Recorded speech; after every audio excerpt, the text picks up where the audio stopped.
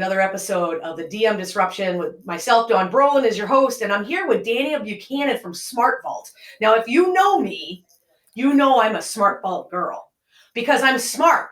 So I use SmartVault. I don't use dumb vault. I use SmartVault. That makes sense, right? SmartVault was a great presence at Scaling New Heights. Amazing. You had I think 4 or 5 people there anyway, Yeah. and it was awesome. But we really missed you.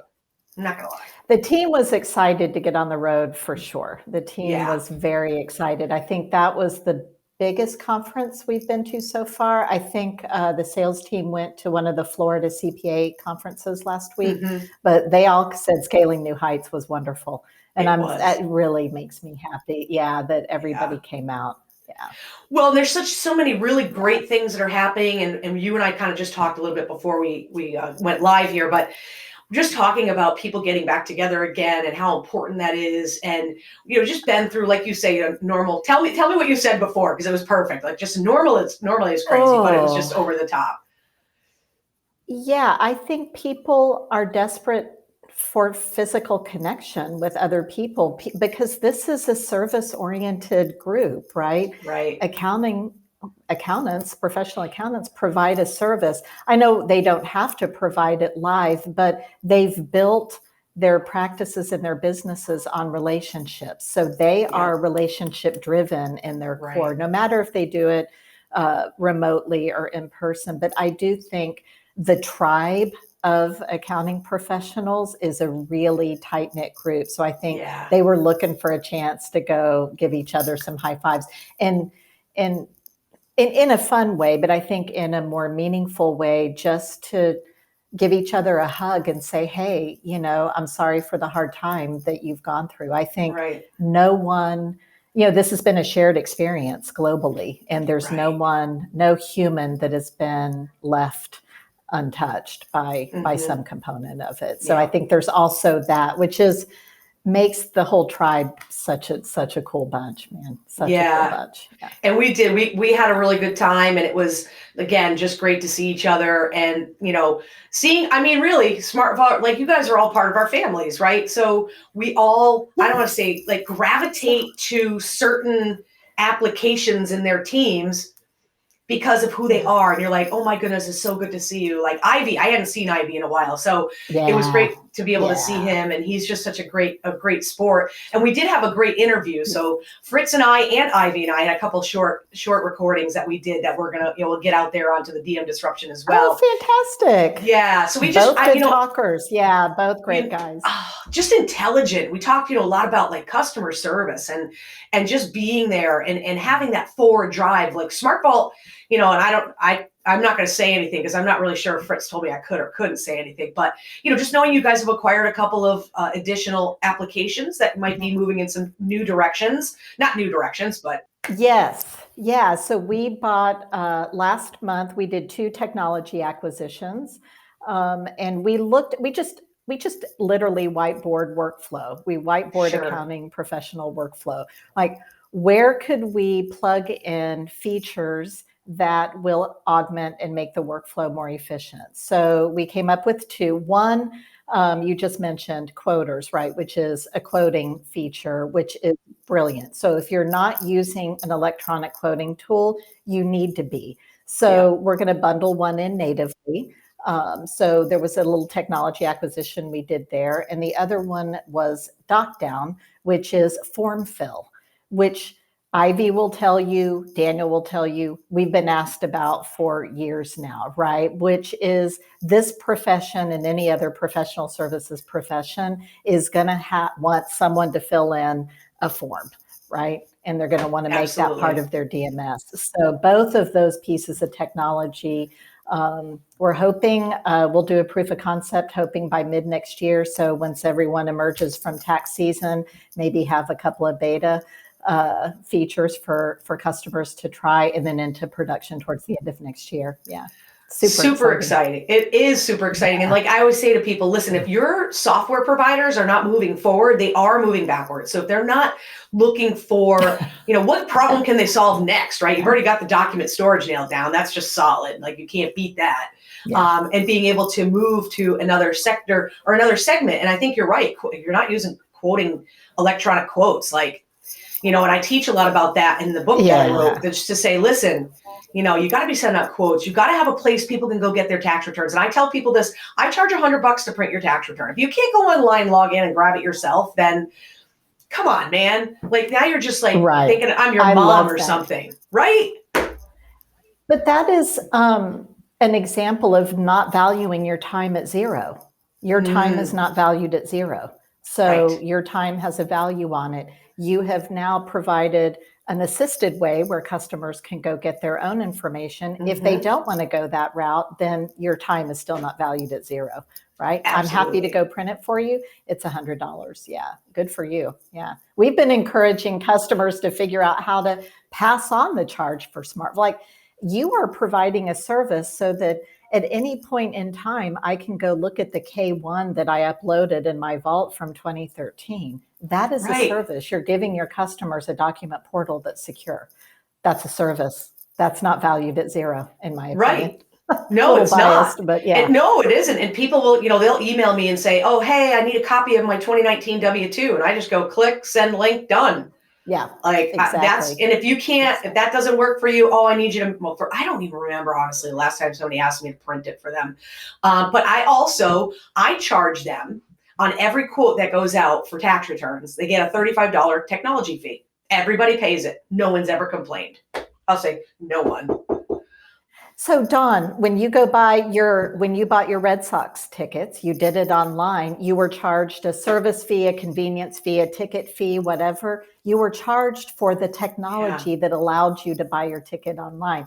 This is common practice, but what I think happens is typically some of the accounting profession, not all, have shied away from charging for a valuable service that they provide. Right. So again, it's like, where do you value your time? Your time is worth something.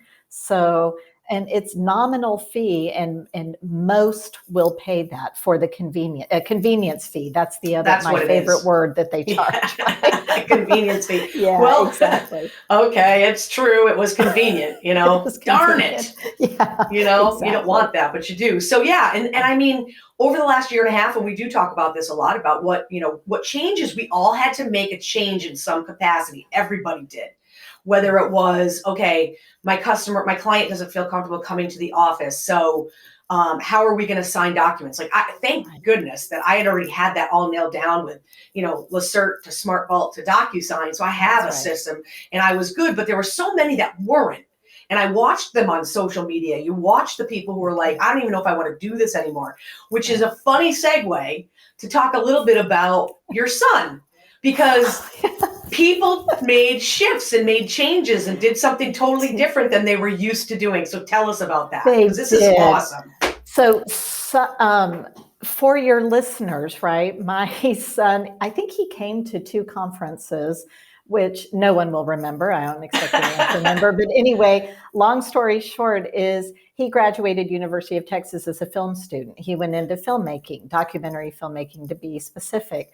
Had a short couple of years of getting documentaries made and out there. He came to a couple of the accounting shows as the videographer to film customer interviews and things, which is where you and some others have seen him. Anyway, long story short, 2020 hits. Right, he has 3, I think, productions in flight. All came to a grinding halt. Well, he's early in his career, so he doesn't have a big tranche of money sitting in a savings account he can go draw from, right? So not knowing when there's an end to all of this, he decided to go back to school, got himself into UT's grad program in Masters of Public Accounting, and will sit for his CPA next spring. So he'll graduate in May, which is, I have this very right-brained kid, this filmmaker kid, but for any of you who don't know, the 5-minute or 5-second version of documentary filmmaking, when you're on a fairly low budget, $1 million, $2 million, right? He did all the accounting work himself. You have to start an LLC, you have to pay payroll, you have to hire people, you have to file quarterly taxes on they get grant money, they get donation money, et cetera. And so I was just telling Dawn before we started recording, the class they should teach you in film school is how to manage a film, a low Yeah. budget film. They don't teach you that. So anyway, long story short, his big pivot is going back and getting his CPA so that he can support the media and entertainment industry, primarily the independent filmmakers. And those guys really, they end up losing money. They don't know what to do. They're a little lost in the business side of it. They can all make a movie for sure. They're all super talented. So that's an example, like you were saying earlier, none of us escaped impact from this. The SmartVault business, like many employers, right? We sent everybody home March 13th, I think, Friday the 13th, Yep, when you everything bet. started unwinding. We ordered monitors for everybody to be set up at home, and thinking it was going to be a couple of months, who knows? We ended up hiring, I think it's close to 30 people just over the Wow. pandemic. Wow. Remote people nobody shared physical space with at all. So we definitely, grew, right? That we provided a service that all of a sudden was a core part of the tech stack, not a nice Right. to have, a must have. Must have. So yeah, a must have. We had odd industries coming in too. We had ISDs and school districts coming in. We had sold to universities and colleges in the past, but not at the ISD level. But of course, you've never had a time where teachers and administrators were sent home and they still have to process new hire paperwork and just a million things. Yeah. So this work has changed forever. I think employers like us will continue with a hybrid or remote policy. Right. We're sitting in the office. I'm sitting in an office today. We have a really cool office down in the middle of the Houston Heights area, which for anyone who's ever been to Houston, very cool area of town. But we have, I would say, maybe 60% of everybody here. Everyone comes in maybe a couple days a week. And some weeks not. So we have very, very flexible hybrid schedule, and that meets the needs of I think we have such a young workforce too. They like to hang out together and eat lunch together, and, socialize together. So Right. I think kind of the hybrid seems to fit us. But yeah, some tough decisions along the way for sure. Yeah, and some pivots Definitely, and that's amazing to think. And I honestly never even really thought about it before, but you're right. Like a school system or just anyone who needs to be managing documents when you can't be physically in front of each other handing them out. Yeah, and they're notoriously paper-based, right? They have Yes. administrators with big rooms of filing cabinets and all these papers filed. And, there's the whole FERPA thing with being able to protect your student information. And that is certainly a compliance mandate, right? So they had to get comfortable. They had to pull their IT guys in. They have very legacy systems. For all of the accountants that might watch this, you think you're behind, like the ISDs are way back there. They're not even on the same page. I'm sorry, goodness. Any ISDs watching this. It's it's being honest. We're always honest on the DM disruption, so don't worry. Face your truth. Face your truth. Face it. It is what it is, and the great part about it is you can shift and you can change, and you did that. That was a really difficult time. Think about the school system and the kids, and just it's been wicked. I know for us from the college level, even that we're still getting through that. With all these mandates that are going on in too many places, in my opinion, whatever. But not going to get into that. But there's just everything is just so different, and it feels very chaotic. I mean, and I see it, kids are struggling going back to the classroom, even at the college level. I can't even imagine the younger level, where they're just like, I just can't go to class. Like, I'm not comfortable. And it's not even really that they're afraid, but it's just, they're just uncomfortable, and it's like, it's really tough to watch that, and it's really tough. I just love sports. So I love to talk about sports, but the college level really got hit hard. At the professional level or even the D1 level, they had money coming out their ears. They could do different things to battle the challenge there, right? And for us, we're D3 level, so we just don't have the funding support. We raise all of our own money to do everything. To buy a pair of shoes, everybody buys their own, right? So that's been really hard to watch and think about 15, 20, 30 years from now when I'm not even here, but what are those poor, they got to maneuver and it's hard, It's hard. We have seen, Well, I talked about my son, who's now going to be an accountant. So anybody want to offer him a job next summer? He's He's up for it, and yeah. he knows remote technology, so we're good there. Certainly he does. Like, well, we've watched this generation, right? This mid-20s generation. They'll change the dynamic of the workforce coming in. I shouldn't call them kids. The younger component of the SmartVault work staff, right? Sure. They come in and they just don't accept an old way of doing things, right? Data's always on, everything's always available. You were talking about college age kids and professors, and I have one of those too. I think our girls are about the same age. Yeah. And I had a daughter who finished her senior year in university from her apartment bedroom in Austin, right? That's not. But you were talking about, that's hard, and that has allowed a level of mental anxiety, I think, for a generation that is, feels robbed. They all lost internships. They all lost, their track that they thought was so defined was just blown away, just blown away. And so I think the resiliency that they've had to show, the coping skills they've had to develop will take them the rest of their lives. I told my daughter, doubt. Once you have built this level of coping skills, you're unstoppable at this point, honey. Yeah, you're unstoppable. But you were talking about sports. I think there's nothing, and I'm a big sports person too. And I think we also went and saw some playoff games, right, at Minute Maid. And I think in a climate like we have been in the last 2 years, nothing brings together a community of people than rooting for a common team. Doesn't matter. Everything that divides you falls away, right? And everyone's high-fiving and hugging everyone. Yep. And you're thinking at the D3, the D1, the college level, to table sports also, like, what do we have to cheer for? Where is that unifying element, right? We missed that for the better part of a year too. And I think it just is a pylon, then it gets way up here and you just like, where's all the fun? Yeah, absolutely. No, you're totally right. And I think, with that, these kids, this group that are fighting through things we didn't have to fight through, which I think sometimes is what makes us crazy, because we're just like, dude, we would leave our house first thing in the morning. We'd be home when mom rang the bell at like 8:00 at night for dinner or whatever it was. She would say, don't come home until 5. Please literally stay gone. I'm going to lock the door. Man, you're playing a sport because you're not coming home early from school. You're not getting out at 2:10. You're staying. Find a sport.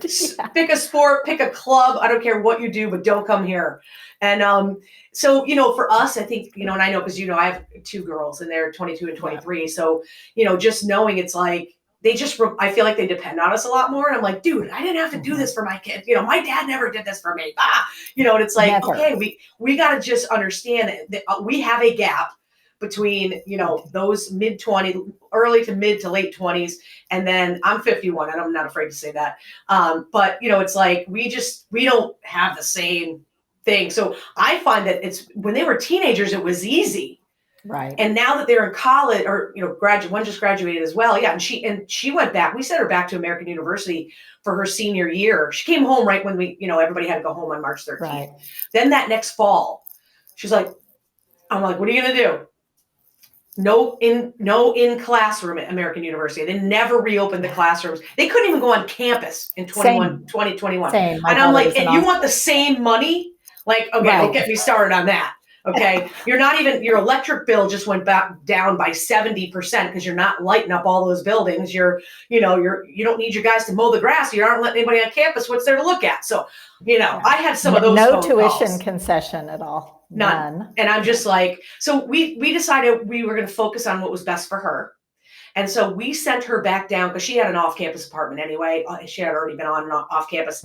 So we sent her back because I'm like, you know what? You still need to be around your friends. You need to have challenges with your friends. You need to have, you can't stand each other for a couple weeks or whatever. That's what the college experience, that's part of it, how to deal with people, right?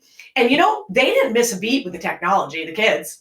Oh, no. My daughter did, her job was, the incoming freshman, like she was the orientation leader, and that's Got it. what her job was the summer before her senior year when we all went home, right?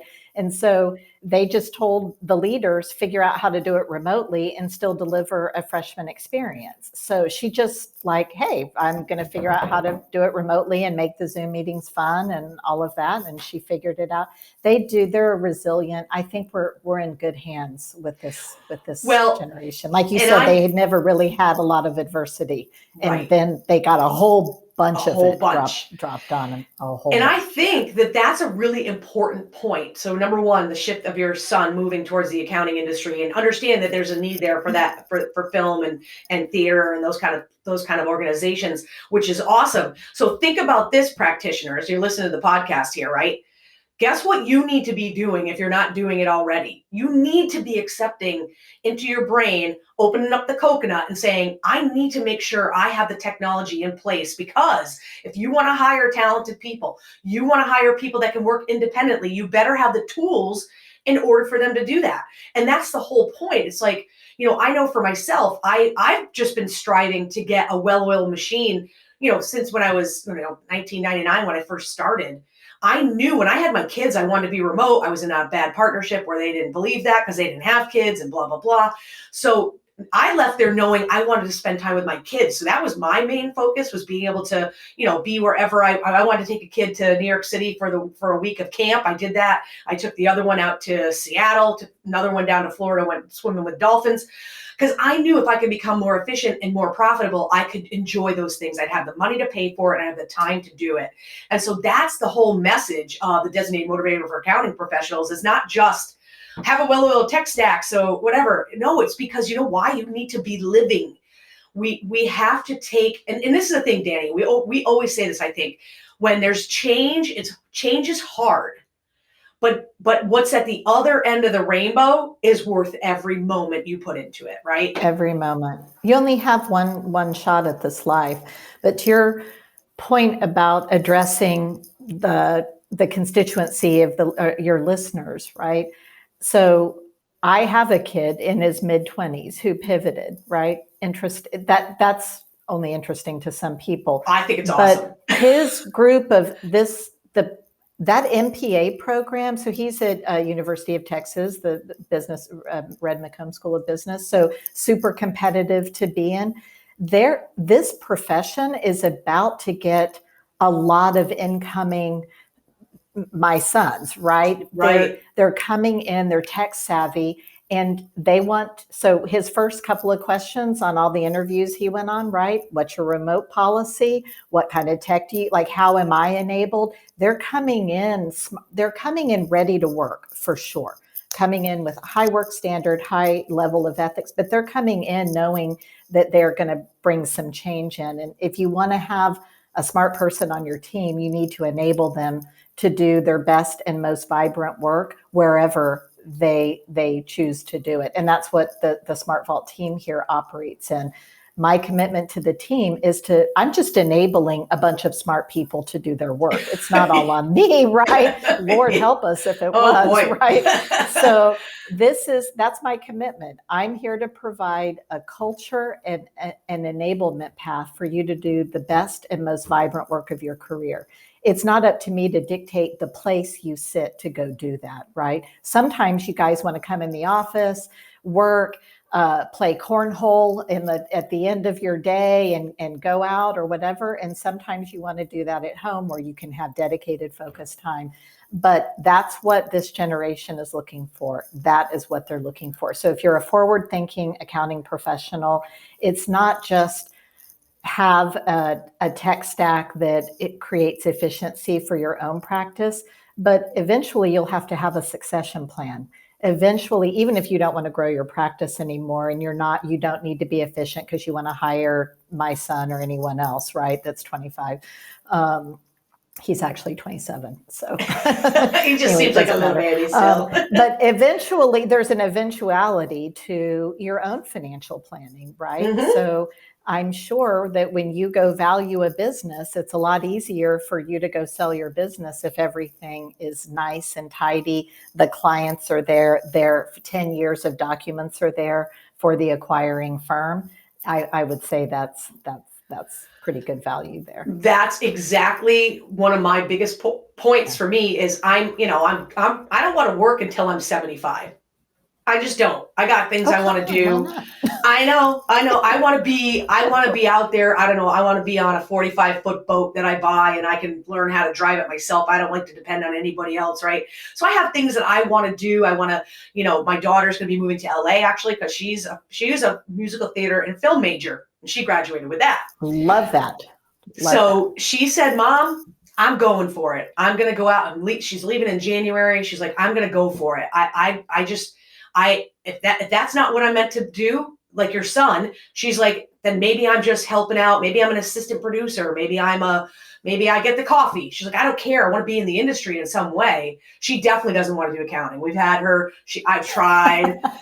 Both of my girls are like, Mom, no, stay away from me. I'm telling you, she's going to work 80 hours a week on some schleppy film set, trust me, versus what you guys are doing, not working 80 hours a week, right? But providing a service that's a professional service. She may change her mind when the financial equation comes into the picture. Because I already love that know. They're very altruistic now. So my daughter who graduated with here, she's 22, she's going, getting her certification to go teach. Because she feels a little bit called, right? Even though I think she'll probably love the teaching, but hate the parents, but she's looking at high school English, right? But you just you have to encourage them to pave their own way. But you're going to want to go see her in Los Angeles and do the same amount of work in Los Angeles. And you can do that because you've got a tech stack and an automation and efficiency in your practice that lets you do that. Absolutely. And that's, that's what and it's just so true from a value pricing perspective of your business itself. When I'm able to say, okay, here you go, here's my login. They're like, but yeah, it's all right there. Here it is. I am very confident that I will get more money for my business because of how organized it is, as opposed to somebody walking in with a million file cabinets and not even knowing which clients in the file cabinets are current clients or old clients. Where SmartVault, I can just be like, oh, let's move them to an archive folder. Let's get them out of here and archive them away so that the only thing that's in my folders are live clients these are people you need to deal with.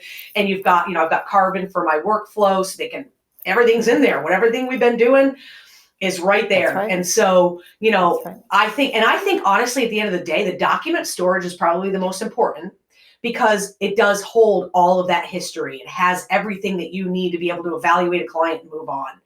And so, for us, that's just a no-brainer. And we're, so excited to always be, improving our process and bringing on new client and bringing on new vendors. I mean, we just found this app called Bookkeep, and it basically, it syncs with Square, all your WooCommerce, e-commerce types of stores. Yeah. Oh my God. And a good buddy, my Tom, he used to work at Intuit. He's part of their crew now. He's so awesome. But I went there I went with the open mindedness to find some new apps that I might not know about, right? I don't know everything so I went there and I saw this and I'm like, oh my goodness, we were just harping over a client who has Square, PayPal, and all these things. And then we're going in and booking journal entries. And yet one of my team was not booking it as a gross income and then minus fees. And I'm like, it's so simple, but why are we Someone touching solved transactions? this problem. Right. And it was like someone solved this problem. Automatic. So, and that's what I love is we're always looking out for the client. We want to make it more efficient. We want to be more productive and more profitable. And I want to bring more value, just them being able to go get their tax return. That adds value for them. They're not just having their tax return done and then they got to find it. That's table stakes right now. What you're describing is the tech stack that's ever growing. We are also a small business, right? We're just a small business that makes a product called SmartVault. But we have an ops department that is looking at efficiency at every step, right? If we can plug a little piece of tech in so that we can solve a pain point and make our business more efficient and run faster, then absolutely we're doing that. So we shouldn't be debating anymore whether you should adopt tech, right? I think now it's an evaluation process. I think we're over that, right? Yes. We're past that 2008 argument. But then but you have to do it, right? Or you lose confidence in doing it. Just like what you said, there's so many, like the word app didn't exist, 10 years ago. Like nobody said apps, right? But now it's sort of like working out, right? The more you do it, the more confident you are. So always be looking for little tools that you can plug in for a specific part of your workflow to just streamline, even if you only solve it for 2 clients, and you can find a way to pass that cost along, then the tech's paid for and you're more efficient. You bought an hour back of time, 2 hours back of time. That goes to your bottom line. That is profit for from people bring in tech to drive profitability and growth. And the more you do it, the easier it gets. Definitely. And the client experience is extremely critical, because if it's a pain for them, they're going to go somewhere else. They're just, if it's not, you've got to make it easy for them. You've got to make it, I want to be as available as possible to them, but still live a life. And so that's why you need the tools in order to, satisfy those client needs, but at the same time, being able to, take care of yourself a little bit too, mentally and physically and things like that. So, well, and are you seeing a change in, I don't know how I quantify this. I'll just use you and I's age and younger versus you and I's age and older, right? Yeah. The younger group, they don't want to call you. They don't. want it always to be on, right? So the older group, so we are sort of in 2 seasons, I think, in a little bit of a transitional state when it comes to clients. And we hear that a lot. 20% of my clients are just never going to do this, right? It's like, I accept that, and maybe that's acceptable, right? Like you're only ever going to get 70%, but then every new client that comes in needs to be in the new way of doing business. I understand that, we have, hundreds and hundreds of customers who tell us that too. Like the older clients are just not gonna, they want to come in, they want to sign their return and all of that. And I think that's we've seen really amazing adoption from our clients. Really, I'm just trying to think of, I think if I had 5 tax client appointments this year, that would be a lot. That's how changed they are. And, for those that are still, people are still, I'm going to say, just lack of a better way to describe it, but they're still afraid. They're still afraid of that human contact. No, they are. And I get that. So that's where, for me, it's like whatever I can do to make the experience as best I can for them and as efficient, get quality and value, then that's what I'm going to do. And we really didn't, I was looking at my numbers again the other day. We brought on about 75 new clients in 2020. 75 from across the country, all over the place. All over. And it was just like, we're looking for somebody that can just, accept our documents and do our tax returns and blah, blah, blah. And it was just insane. And it was awesome. And so now it's just so automated. I can think off the top of my head, I think 3 people that I'm pretty sure will come back and come in to the office. And that's it.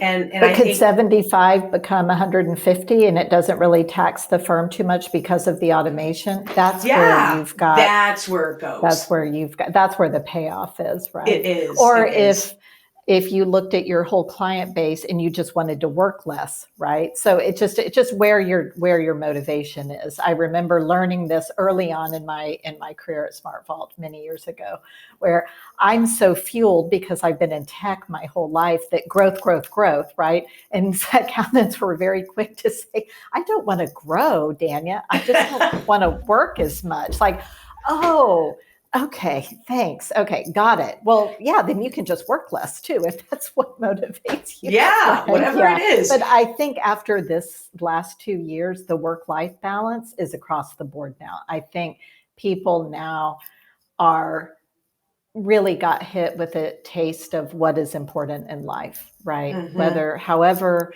this shared experience happened to all of us, none of us are unaffected. And so I do think it's made, myself included, just re-up on what is really valuable.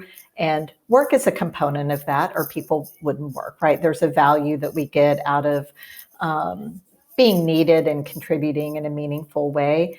But those of us, myself included, who let work monopolize so much of our extra time, that's starting to get pulled back a little bit, right? And so automation and tech coming in to help you with that balance is really important so that you can go do the things that make you outside of work. And I think that has been a really big learning, if I'm being transparent, just for my own personal journey this year. Yeah, no doubt about it. Yeah. I mean, I'll just be honest. I don't come to work till 10.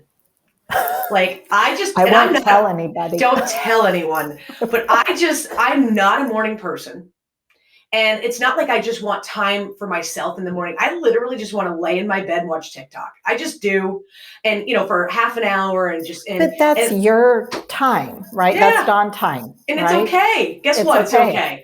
That's right. It is okay. But I think all of us need to find out whatever that is, that balance that makes us unique and not so stretched thin as a country. I mean, we have an office in London, and I think culturally, you just look at the differences in work ethic is still the same, but they just are able to, they put a higher value on their non-working life than we historically have. So I think to me, that's a good silver lining for the last couple of years. Just stop back, think what's important to you, and then structure your life so you've got time for that thing too. Absolutely. And technology can help you do that so easily. It can. Right? It really can. So stop pushing the paper, man. You don't need to do it. You don't got to push that paper, which is awesome. Well, Dania, this has been an awesome conversation. I think a lot of people, I loved the story about your son. I think that's just exactly kind of what people need to hear, that's okay, that, whatever shift people are making, it's all okay. But we really are all in this together. And, my Team Brolin starting lineup, my whole focus and goal for that is to help all of you out there who don't have the technology in place because you feel like it's a fire hose, because you feel like there's so many decisions to make. Listen, I know what's working for me, and I'm always looking to improve, but it's really getting that core group, those core components of your workflow and within your office and how you're doing things is what I'm trying to teach you here on the DM Disruption. So Dania, thank you so much for taking some time with me today. We've been friends for a long time. We've been, always fun to hang out with you. And I did miss you at Scaling New Heights, but I know I will see you in the future for sure. You will, for sure. And thanks for having me on anytime. You're awesome. Love you, girl. Yeah. Love you, girl. Thank you, everybody, for listening to DM Disruption. We'll talk to you next time. Thanks so much. Bye-bye.